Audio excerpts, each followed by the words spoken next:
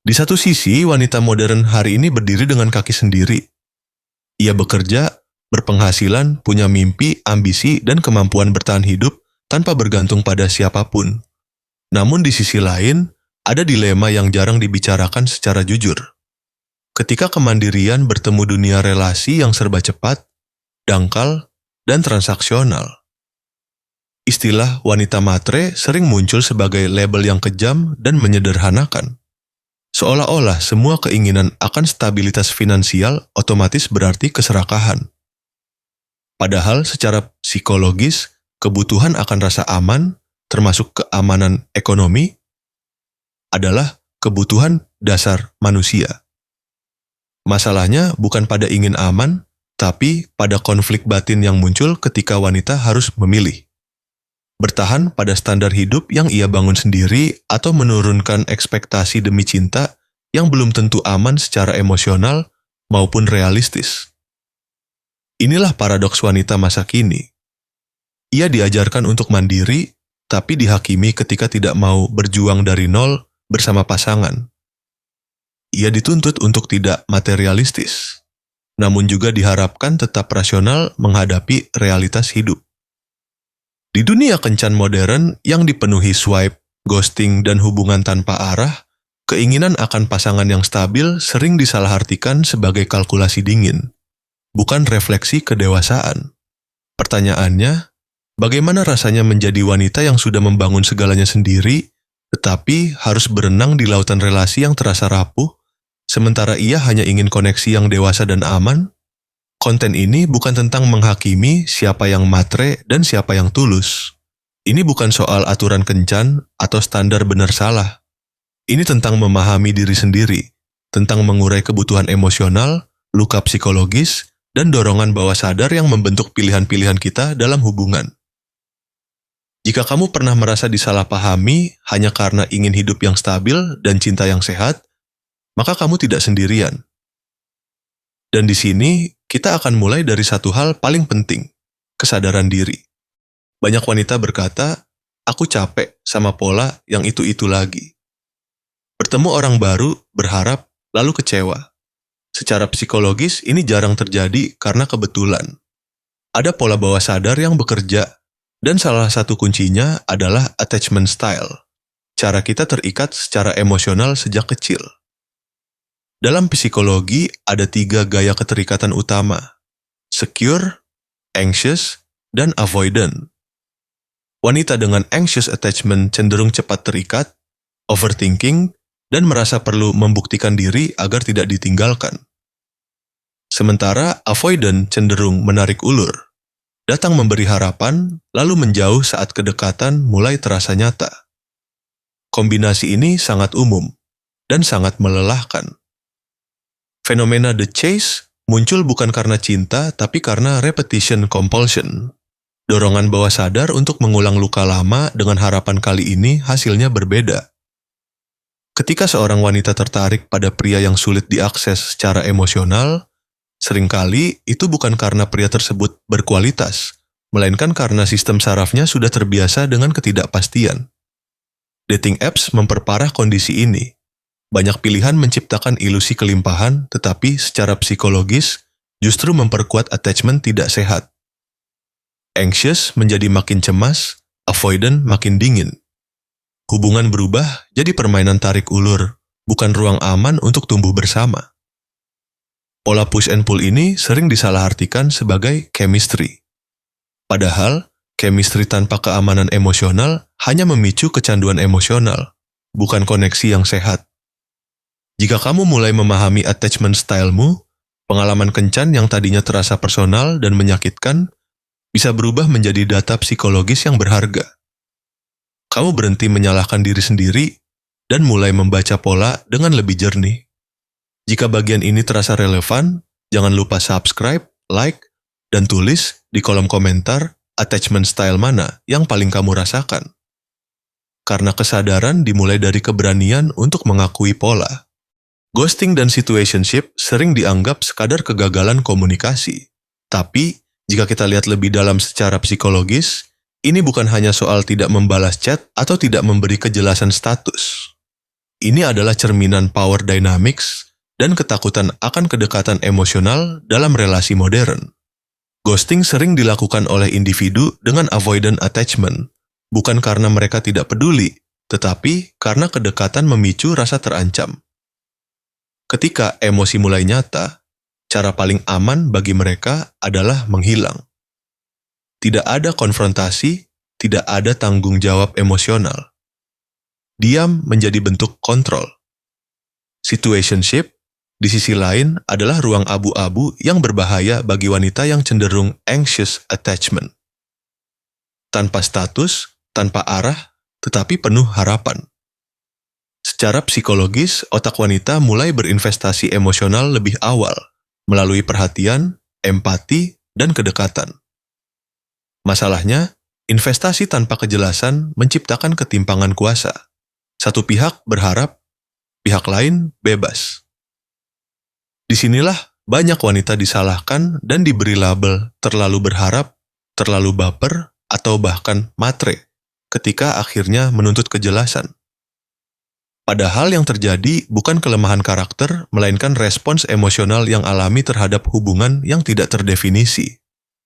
Memberi nama pada pengalaman ini penting. Ketika kamu tahu ini disebut situationship, kamu berhenti menganggapnya sebagai hubungan yang gagal, dan mulai melihatnya sebagai tepat situasi yang perlu keputusan sadar. Apakah ini selaras dengan kebutuhan emosionalmu, atau hanya menguras energi mentalmu? Keberanian sejati bukan bertahan lebih lama, tapi berani bertanya, apakah hubungan ini memberi rasa aman, atau hanya membuatku terus menunggu? Kesadaran ini adalah langkah awal untuk mengambil kembali kendali. Bukan atas orang lain, tetapi atas dirimu sendiri. Di titik tertentu, banyak wanita terjebak pada satu pertanyaan yang melelahkan secara mental. Dia suka aku nggak sih? Pertanyaan ini tampak sederhana, tapi secara psikologis, ia menggeser pusat nilai diri dari dalam keluar. Harga diri perlahan ditentukan oleh validasi orang lain, bukan oleh rasa aman di dalam diri sendiri. Label wanita matre sering muncul ketika wanita mulai berbicara tentang standar, stabilitas, dan masa depan. Padahal secara psikologis, keinginan akan pasangan yang bertanggung jawab secara emosional dan finansial adalah bentuk kebutuhan akan keamanan, bukan keserakahan. Masalahnya, budaya kencan hari ini justru mendorong wanita untuk terlihat terlalu santai, nggak banyak tuntutan, dan cool girl, seolah peduli pada masa depan adalah tanda kelemahan.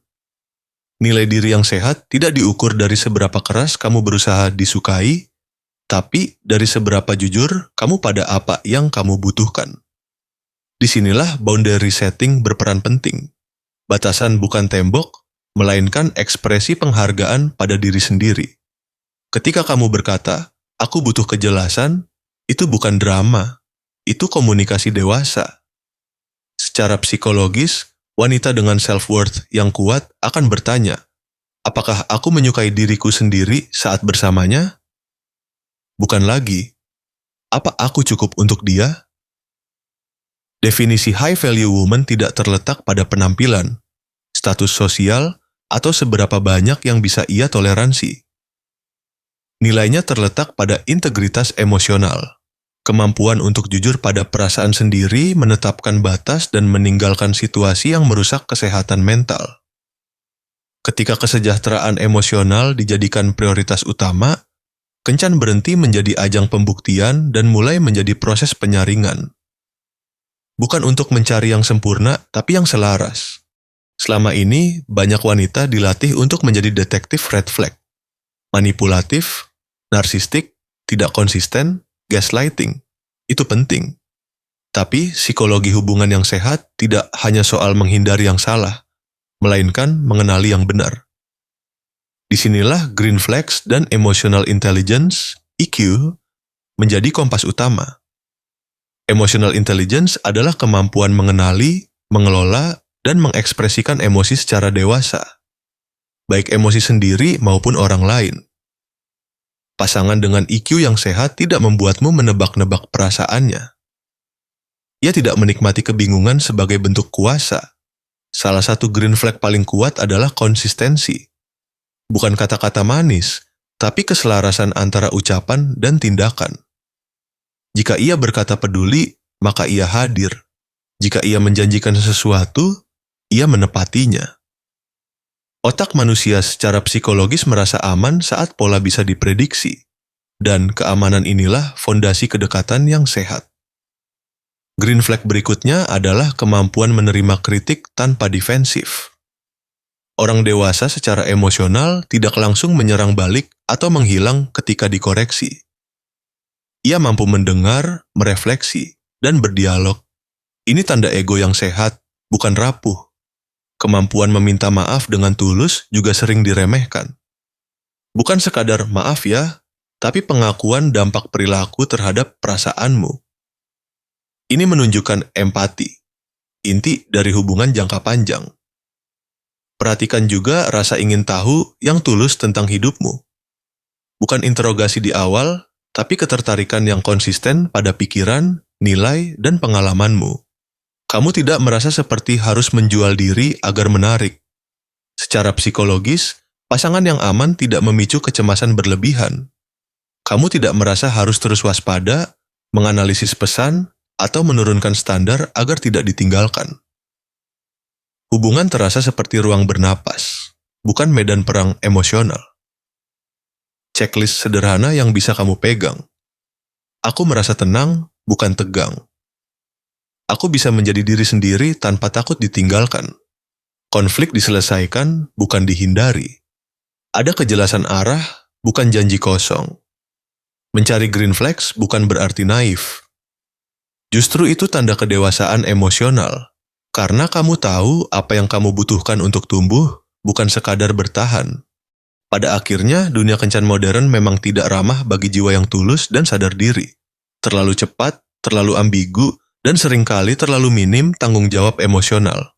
Tapi, kabar baiknya, meski kita tidak bisa mengontrol perilaku orang lain, kita selalu punya kendali atas kesadaran dan pilihan kita sendiri. Ketika kamu memahami attachment stylemu, kamu berhenti mengejar validasi dari orang yang tidak mampu memberi keamanan emosional. Ketika kamu mengenali power dynamics dalam ghosting dan situationship, kamu tidak lagi menyalahkan diri sendiri atas kebingungan yang diciptakan orang lain. Dan ketika kamu mendefinisikan ulang nilai dirimu, bukan dari label matre atau terlalu banyak maunya, tapi dari kesejahteraan mental. Kamu mulai berkencan dari posisi yang lebih kuat. Kesadaran psikologis mengubah pertanyaan hidupmu. Dari, kenapa aku selalu gagal? Menjadi, apa pola yang perlu aku sadari dan ubah? Ini bukan proses instan. Secure attachment bukan sesuatu yang ditemukan pada orang lain, tapi dibangun di dalam diri sendiri. Melalui batasan yang jelas, komunikasi jujur, dan keberanian untuk pergi dari situasi yang tidak selaras. Call to action. Minggu ini, cobalah satu hal sederhana namun berdampak besar. Tetapkan satu batas baru dalam hubunganmu, entah itu soal waktu, kejelasan, atau cara kamu diperlakukan. Atau identifikasi attachment stylemu dan mulai pelajari bagaimana membangun pola yang lebih aman. Ingat, tujuan kencan bukan untuk membuktikan bahwa kamu layak dicintai, kamu sudah layak, ya. Dating bukan tentang menemukan belahan jiwa, tapi tentang menunjukkan dirimu yang autentik kepada seseorang yang punya kapasitas emosional untuk melihat, menghargai, dan bertumbuh bersamamu.